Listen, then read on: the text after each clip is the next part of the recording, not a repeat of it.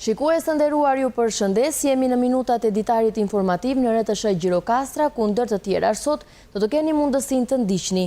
Saranda po kthehet në një vend të emigracionit punëtor duke u bërë një destinacion gjithnjë më i frekuentuar për shtetas të huaj. Të rinjt filipinez dhe hungarez këtë vit kanë zgjedhur të shërbejnë në subjektet e hoteleri turizmit në perlën e jugut.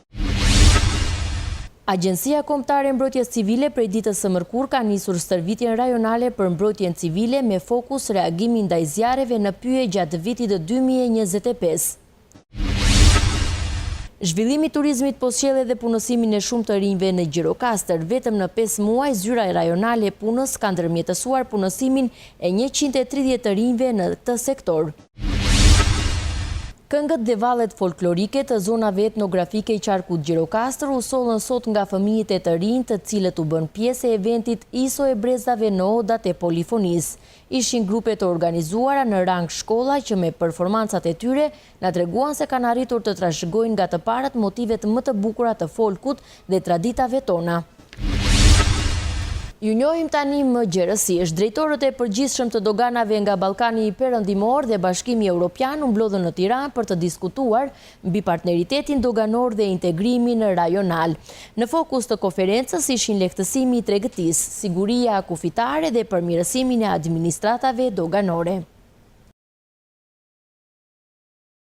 Lehtësimi i shkëmbimeve tregtare, siguria kufitare dhe rritja e besimit midis vendeve ishte fokusi i konferencës së nivelit të lartë të drejtorëve të përgjithshëm të doganave të vendeve të Ballkanit Perëndimor dhe shteteve anëtare të BE-s, me temën Partneriteti doganor për një Europë të lidhur. Takimin e përshëndeti zëvendës kryeministri Belinda Balluku, e cila theksoi rolin e doganave si një institucion i lidhur ngushtë me procesin e integrimit në Bashkimin Evropian. Objektivat strategjike politike të Komitetit Politik Evropian të mbajtur në Tiranë pasohen në këtë takim të nivelit të lartë mes drejtuesve teknik të autoriteteve doganore të rajonit dhe të Bashkimit Evropian për të vendosur kolonat e Bashkimit Doganor me fokus tek siguria, lehtësimi i tregtisë së lishme dhe integrimi ekonomik drejt tregut të përbashkët evropian.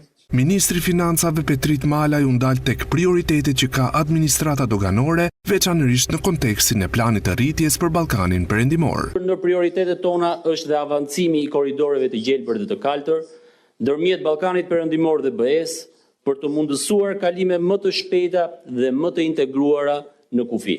Sikundër dhe po promovojmë marrjen e statusit të operatorëve ekonomik të autorizuar, të cilët do të sjellin një lehtësim të tregtisë së mallrave dhe thjeshtim të procedurave doganore për to, duke rritur dhe mundësinë për rritjen e eksporteve në tregjet europiane.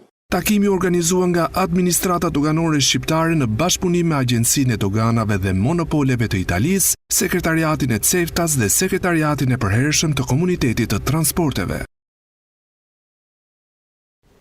Saranda po kthehet në një vend të emigracionit punëtor duke u bërë një nga destinacionet të gjithnjë më të frekuentuar për shtetasit e huaj. Të rinjt filipinez dhe hungarez këtë vit kanë zgjedhur të shërbejnë në subjektet e hoteleri turizmit në perlën e jugut, duke pohuar se ardhjen për të punësuar në Sarandë e kishin realizuar përmes agjencive të ndryshme në vendet nga vinë.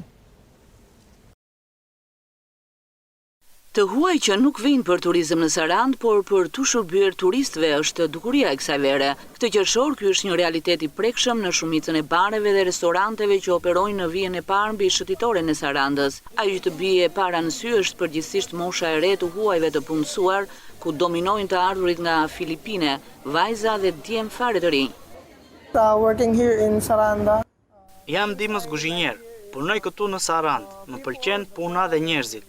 Kam një javë që kam nisur punën në këtë restorant. This is a best tourist spot. I work here as Punoj këtu si ndihmës banakier. E dashuroj punën që bëj këtu në Sarandë. Vetëm pak ditë kam që kam ardhur nga Filipine. So I enjoy my work. Vin nga Filipine, punoj si kamarier. Vend i bukur, me plazhe të bukur dhe njerëz të mirë. Në tërësi, të rinjt e huaj që takuam na thanë se ardhjen për të punësuar në shërbime turistike në Sarandë e kishin realizuar përmes agjencive të ndryshme në vendet nga vinë. I was 5 months Jam prej 5 muajsh këtu në Shqipëri, kam për kontrat 1 vjeçare dhe shpresoj ta shtyj edhe 1 vit tjetër. Më pëlqen shumë të qëndroj këtu, një vend me shumë turistë dhe njerëz të mirë. Erdha përmes agjencisë. Ajo më sugjeroi që është një vend i mirë dhe ia vlen të punosh. Very nice.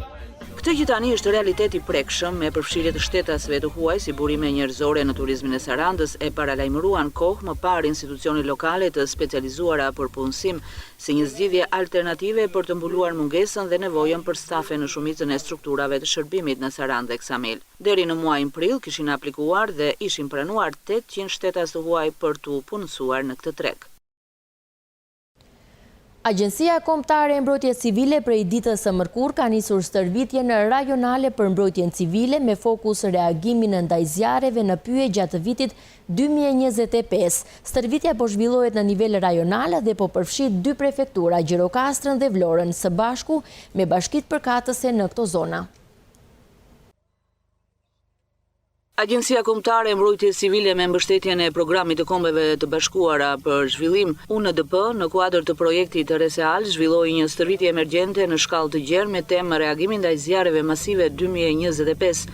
Sistemi që ne përdorim është sistemi Puma 20, është një nga sistemet që nuk është hera parë që përdoret për të mbështetur emergjenca civile, është përdorur për të mbështetur në gjatë përmbytjeve, zjarreve dhe në vitet e kaluara. Është një sistem që neve na ofron shumë fleksibilitet, pasi ka një autonomi të lartë, po ashtu ndihmon në koordinimin efektive në fikjen e zjarrit. Ajo që e bën këtë stërvitje veçanërisht të rëndësishme është niveli i lartë i koordinimit ndërinstitucional dhe përfshirja e teknologjive të reja, përfshirë vendosjen për herë të parë të qendrës operacionale të lëvizshme, një risi që përmirëson ndjeshëm efikasitetin e menaxhimit të emergjencave në terren. Në qendrën operacionale është dhe makina jonë operacionale me të gjitha sistemet e IT-s, duke nisë dhe sistemin e ri të gjeneratës së re NIX, ku ne mund të monitorojmë në kohë reale servitet dhe të gjitha emergjencat e mundura që mund të kemi, në bashkëpunim me kolegët tonë të NATO-s. Gjithashtu mund të transmetojmë dhe pamje reale nëpërmjet dronit. Është shumë i vlefshëm sepse ti mund të monitorosh dhe mund të koordinosh me skuadrat në kohë reale, duke krijuar dhomat ku ti komunikon me pjesët e tjera që janë në terren, njëkohësisht dhe me stafin që ka ngritur dronin dhe të jep pamjen kohë reale. Aktualisht është stafi jonë duke u përgatitur që mirëmban makinën, pajisjet, sistemin dhe do vazhdojmë akoma me specializimet të mundshme për pjesën e dronave dhe për sistemet e reja që na presin. Për herë të parë ishte në Shkodër, në një projekt shumë të madh që u zhvillua pak muaj më përpara dhe kjo është hera 2 që vjen këtu. Aktualisht jemi duke parë në kohë reale dhe pamjet me dron që po transmetohen nga baza jashtë brenda nëpërmjet dronit edhe nëpërmjet platformës NIX. Kjo stërvitje është e treta në një seri prej 4 të tilla që po zhvillohen në gjithë vendin pas atyre të suksesshme në qarqet Fier dhe Dibërkukës. Qëllimi i tyre është rritja e ndërgjegjësimit dhe përmirësimi i gatishmërisë së strukturave përgjegjëse për përballimin e emergjencave, si dhe përfshirja aktive e komuniteteve lokale.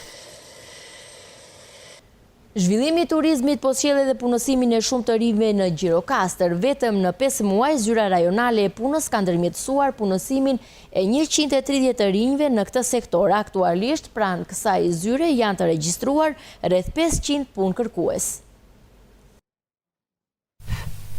Në muajt e parë të vitit 2025 në qarkun e Gjirokastrës janë mundësuar rreth 130 ndërmjetësime për punësim të rinjve, kryesisht në sektorin e turizmit. Grupmoshat që kanë përfituar variojnë nga 16 deri në 29 vjeç, ndërkohë që aktualisht pranë zyrave të punës janë të regjistruar rreth 500 të rinj si punëkërkues të papunë. Në muajt e parë të vitit 2025 kemi gati 134 ndërmjetësime, nga të cilat mbi 30 janë vetëm në fushën e turizmit, akomodimit, ushqimit apo edhe gujë turistike, një sektor i cili ka lindur së fundmi edhe po ecën në mënyrë të suksesshme. Në këtë sektor më tepër janë pjesa e moshës 16-29, pra është kjo moshë e re e cila kërkon që të eksperimentoj fushën e turizmit, duke qenë edhe një fushë atraktive për të rinjt, kështu që kjo fash moshe është që e preferon më tepër. Ne kemi të regjistruar në zyrat e punës gati 500 persona, të cilët janë të rinj në këtë fash moshe. Në vëmendje të zyrave të punës, mbetet jo vetëm ndërmjetësimi për punësim, por edhe orientimi profesional i të rinjve, sidomos në periudhën e sezonit turistik ku kërkesa për fuqi punëtore është në rritje. Ftojmë të gjithë të rinjt në këtë moshë që të vinë të regjistrohen dhe pse jo të shikojnë të gjitha këto vendet vakante që janë në fushën e turizmit dhe që janë momentale. Kemi vende vakante dhe tani jemi në pikun e sezonit turistik, kështu që ky numër do vijë duke u rritur. Momenti kryesor është qershor korik, i cili numri vjen duke u rritur për shkakun e kërkesave që ka nga punëdhënës të ndryshëm për vende vakante që ata kanë të lira. Dhe nevoja për staf është në rritje. Institucionet e punësimit po përpiqen të përfshin sa më shumë të rinj në tregun e punës, duke e parë këtë si një mundësi për zhvillim ekonomik dhe për të frenuar largimin e tyre nga vendi. Liria Çokalli nga Konispoli është një grua e palodhur që edhe pse është në pension, vazhdon të merret çdo ditë me punën në bujqësi. Së bashku me familjen e saj, ajo kujdeset për 5 dynym agrume dhe ullinj. Për Lirien toka është jetë dhe përkushtimi i saj është një shembull frymëzues për brezat e rinj që rriten me sfidave dhe largimit nga vendi. Liria Çokalli nga Konispoli është rritur mes aromës së agrumeve dhe punës me tokën, që në fëmijëri ajo ka qenë pjesë e pandashme e punëve të bujqësisë, duke ndjekur hap pas hapi traditën e familjes së saj. Sot ndonëse është në pension, ajo nuk është ndalur asnjë ditë së kujdesuri për tokën dhe kulturat e ndryshme bujqësore. Vite kam 20 vjet, 25 me bujqësi, me këto frutikulturat, me pendari. Ne me bujqësiu kemi marrë që në kohët kooperativës, kohët komunizmit, që në moshën 15 vjeç. Që në moshën 15 vjeç kemi punuar këtu çdo punë që kemi bërë. Vazhdoni akoma, edhe pse jeni në një moshë? Tani vazhdojnë punën tonë. Në moshë të madhore, sa të kemi fuqi do punojmë. Puna është nder. Puna të rrojnë puna, thonë se pa punë nuk rrondot. Së bashku me familjen Liria kultivon rreth 5 dynym tokë me agrume dhe ullinj, duke i kthyer parcelat në një shembull të punës së palodhur dhe dashurisë për bujqësinë. Ajo ngrihet herët në mëngjes dhe merret me çdo detaj nga krahasitja e pemëve deri tek vjelja dhe përpunimi i prodhimeve. Kemi punuar binatu, kemi hidhur plë në fund të janarit në shkurt. Do bëjmë spërkatje për sëmundjet e ndryshme për krimin, për mizën, për ullirin. Mirë, për ekonominë shtëpiake del mirë shumë. Historia e Lirie Çokallit është një kujtesë e fortë për vlerën që ka bujqësia në jetën e shumë familjeve shqiptare. Për të punuar në tokë nuk është thjesht detyrim ekonomik, por një mënyrë jetese, një lidhje shpirtërore me natyrën. Ajo shpreson që brezi i ri të mos e braktisë vendin, por të vazhdoj të punoj me dashuri dhe përkushtim, ashtu siç ka bërë ajo gjithë jetën. Këngët dhe vallet folklorike të zonave etnografike qarku Gjirokastër u sollën sot nga fëmijët e të rinj të cilët u bën pjesë e eventit ISO e brezave në odat e polifonisë. Ishin grupe të organizuara në rang shkollash që me performancat e tyre na treguan se kanë arritur të trashëgojnë nga të parët motivet më të bukura të folkut dhe traditave tona.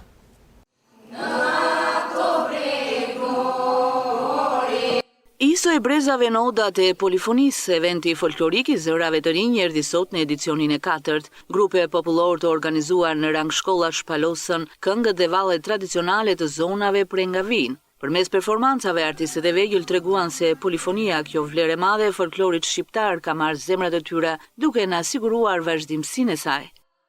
Unë jam shumë emocionuar, shpresoj që të dalim shumë mirë dhe jemi të tëra vazhdimisht shumë të bukura me veshjet lundjote. Është një eksperiencë shumë e bukur, shpresoj që ta kalojmë sa më bukur. Unë kam qenë në çdo event që është bërë për polifoniket dhe për lapçet.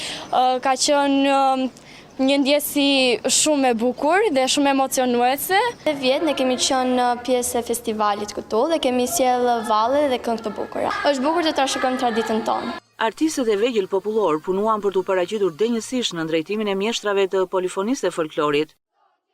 Unë përfaqësoj si organizator mësues i këngës dhe i valles shkolla Bilal Golemi, e cila ka odën e polifonisë Labe. Përzgjedhja e këtij grupi është bërë mbi bazën e vokaleve mbi bazën e kërcimit të valles, të modeleve, mbi bazën e fshatrave me qëllim që të ketë një kolor krahina e Kardhiqit me qendrën administrative Picar dhe Cepo. Ky aktivitet organizohet nga Këshilli i Qarkut në bashkëpunim me Zyrën Vendore Arsimore me qëllim transmetimin e ISO polifonisë tek fëmijët. Këshilli i Qarkut këtë do ta vazhdoj brez pas brezi që të jetë ISO polifonia mos të zhduket, të vazhdoj në breza. Në skenë u ngjitën fëmijë të moshave të ndryshme, duke nisur nga ata të ciklit fillor dhe deri tek gjimnazistët. Ishim në minutat e ditarit informativ në RTS Gjirokastra. Unë ju falenderoj për vëmendjen, ju uroj shikim të këndshëm të programeve tona në vijim. Bashkë miru pafshim.